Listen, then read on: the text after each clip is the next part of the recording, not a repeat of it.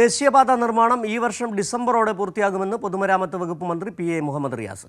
രാജ്യത്താദ്യമായി സംസ്ഥാനത്തിന് ഒരറ്റം മുതൽ മറ്റൊരറ്റം വരെയുള്ള മലയോരത്തെ റോഡ് മാർഗം ബന്ധിപ്പിക്കുന്ന ആദ്യ സംസ്ഥാനമായി കേരളം മാറുകയാണ്.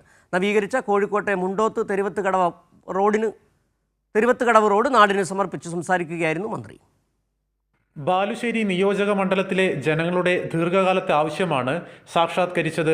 നവീകരിച്ച മുണ്ടോത്ത് തെരുവത്തുകടവ് റോഡിന്റെ ഉദ്ഘാടനം മന്ത്രി PA മുഹമ്മദ് റിയാസ് നിർവഹിച്ചു. സംസ്ഥാന സർക്കാരിന്റെ ശക്തമായ ഇടപെടലിനെ തുടർന്നാണ് മുടങ്ങിപ്പോയടത്ത് നിന്ന് 45 മീറ്റർ ആറുവരിപ്പാത പൂർത്തീകരണത്തോട് അടുക്കുന്നതെന്നും മന്ത്രി പറഞ്ഞു. പ്രധാനപ്പെട്ട സ്ഥലങ്ങളെയും റോഡുകളെയും ഒക്കെ പരസ്പരം ബന്ധിപ്പിച്ച് മികച്ച റോഡുകൾ നിർമ്മിക്കാനുള്ള കഠിന ശ്രമത്തിലാണ് സർക്കാർ.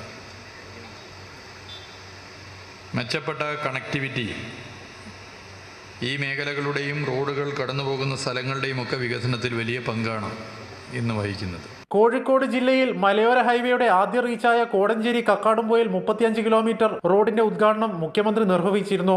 ജില്ലയിലെ മറ്റു 6 റീച്ചുകളിലെ പ്രവൃത്തികൾ പുരോഗമിക്കുകയാണ്. ബാലുശ്ശേരി നിയോജക മണ്ഡലത്തിലെ തെച്ചി, പൂനൂർ പാലങ്ങൾ, 10ഓളം റോഡുകൾ എന്നിവ 245 കോടി രൂപയോളം ചെലവഴിച്ചാണ് നവീകരിച്ചതെന്നും മന്ത്രി പറഞ്ഞു.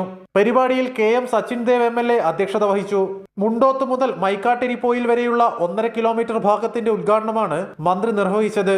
3.24 കോടി രൂപ ചെലവിലാണ് റോഡ് നിർമ്മാണം പൂർത്തിയാക്കിയത്. കൈരളി ന്യൂസ്, കോഴിക്കോട്.